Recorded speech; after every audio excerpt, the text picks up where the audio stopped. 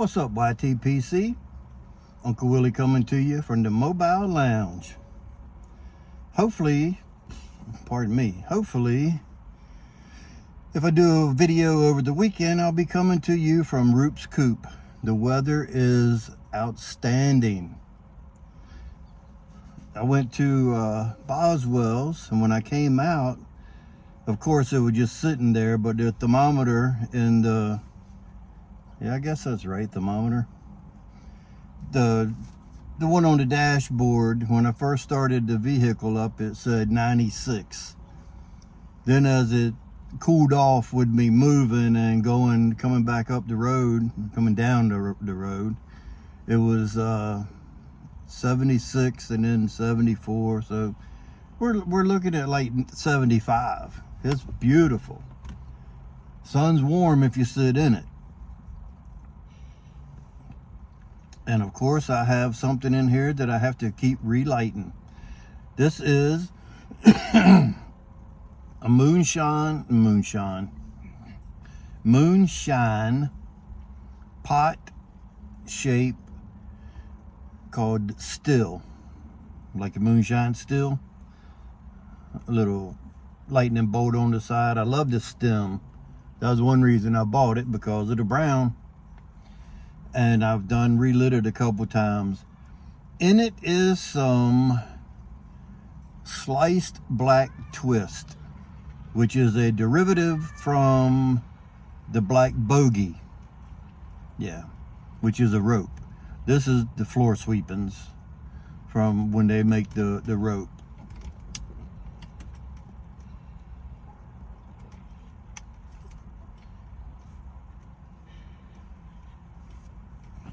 Very good.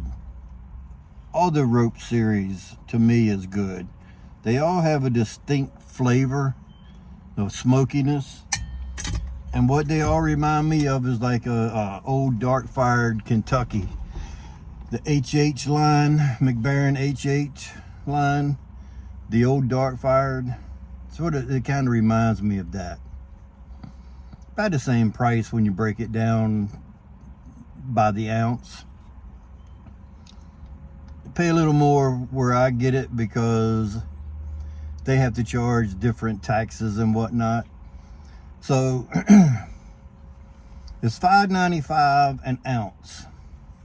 If I order it online, I have to pay shipping. If I go into the store and buy it for $5.95 an ounce, they charge the state tax.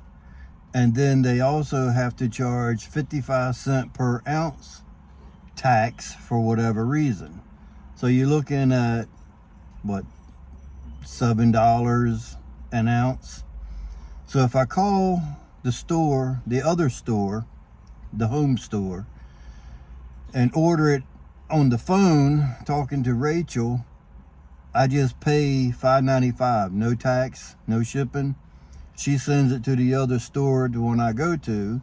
She sends it to that store on Thursdays. I pick it up on Friday. And they had a Drew Estate event going on Thursday, Friday, and today. They're closed on Sundays.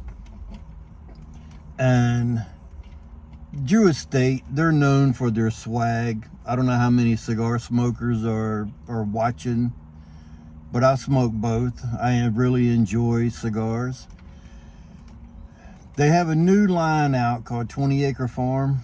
It's a sun-grown with a Connecticut wrapper. I'm not big on Connecticut wrappers, but they give out swag. Well, you buy it. So I went in there and they had this one scissor and lighter set. Pardon me. If you buy 10 cigars, you get the scissor and lighter, and then 2 free cigars. You get a 20 Acre Farm and a Nica Rustica Toro, El Brujito, or whatever it's called. They all got so many different stupid names. So I bought 10 cigars at, we'll say, like right at $5 a piece. I paid $52 for 10 cigars, and I ended up getting the lighter and the cutter set. It comes in this nice little box, and bam, I bought it. Yeah, well, I did buy it.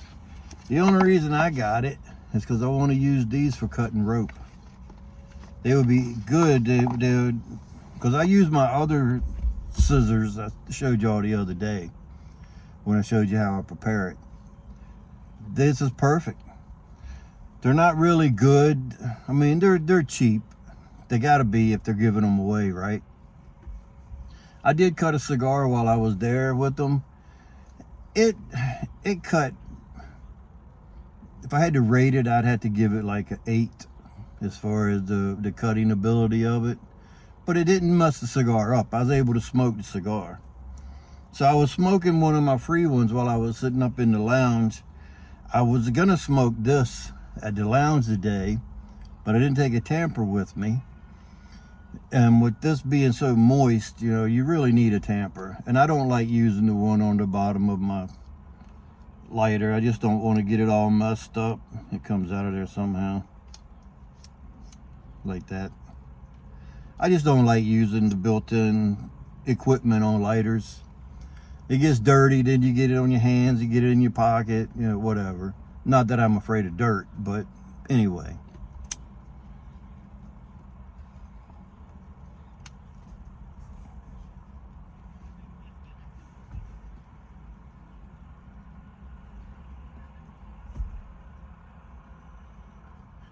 So yeah, while I was sitting up there, the porter, Lee, he comes up, empties the ashtrays and everything. Well, Plasencia Cigars, the godfather of Nicaragua, tobacco-wise, they've had a release called the 149 Cosecha, that was supposed to come out last October, and I've been waiting. Every time I go into Boswell's, I always ask Archie, I'm like, you get any 149s? You get any 149s? So the last couple of times I hadn't even asked. He's been telling me, you know, nothing yet. So while I was sitting up there, Lee came up to empty the ashtrays, and when he did, he's like, you were waiting on the 149, right? I was like, yeah. He goes, we just got them in. We just unboxed them. UPS or FedEx, whatever, they just showed up while I was sitting there. So needless to say, I went downstairs to check on them. And when I got downstairs, he had a couple boxes. So, of course, Uncle Willie grabbed one. And I grabbed a single, so that way I didn't have to open my box up. So I smoked that one. I went upstairs and put out the cigar that I was smoking, and I ended up smoking the 149. Smoked half of it there, and then the rest of it on the way home in the mobile lounge as I was mobile.